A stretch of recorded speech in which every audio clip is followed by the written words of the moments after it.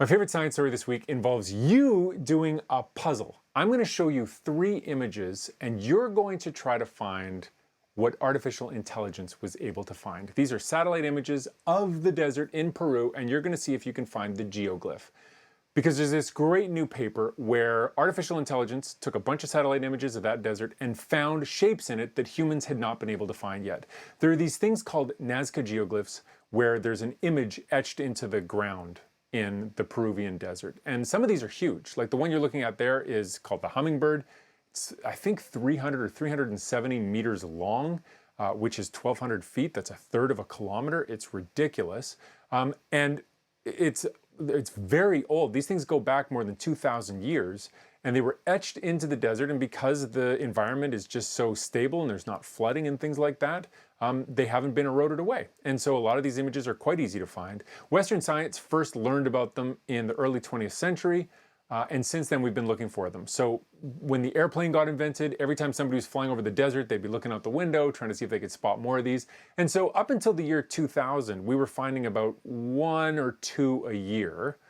Then the drone got invented and we went way up to finding almost 20 of them a year, but artificial intelligence has blown that out of the water. Right now we were sitting at a total of 430 Nazca geoglyphs that we knew about. Then we did this AI thing where the images went to AI, AI found a whole bunch of candidate sites, researchers went out for 6 months to check as many of those sites as they could, and they came back with 303 new geoglyphs. That's a 41% increase. That's almost a doubling of the number of geoglyphs that we knew about.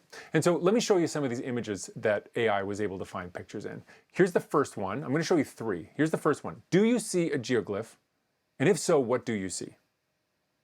And if it's grainy, boo-hoo. This is what the artificial intelligence had to deal with too. So that's the first one. Here's the second one. Have a look. See if you can find anything. Say it out loud. Uh-huh.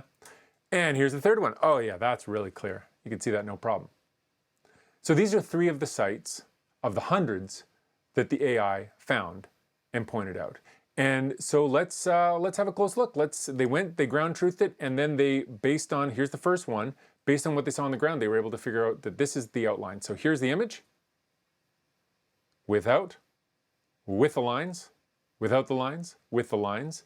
And so obviously, if you're somebody that believes that aliens have visited the Earth, this is evidence that supports your beliefs, and I'm happy for you. A more likely scenario is that this is some kind of a ceremonial mask or something like that, but certainly it's thought to depict a decapitation. Maybe this person's holding the head of an enemy. We don't know, but that is, I mean, they call it decapitation in the scientific paper, so maybe that's what it is. Pretty amazing stuff. Here's the second image that I asked you to look for.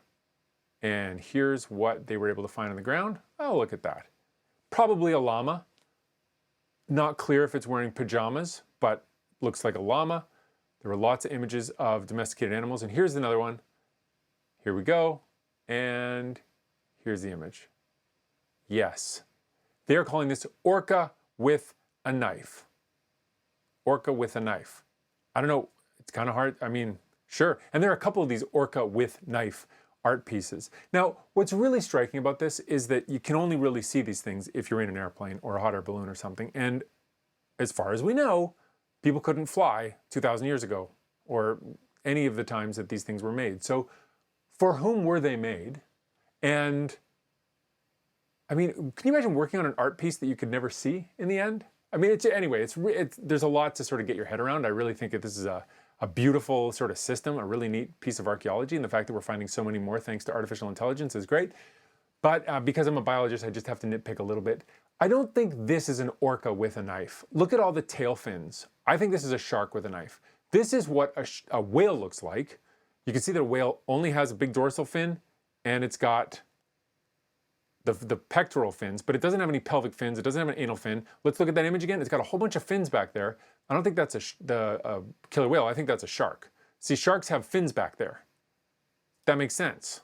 That's what that looks like, a shark. So I think it's a shark holding a knife, not a whale holding a knife.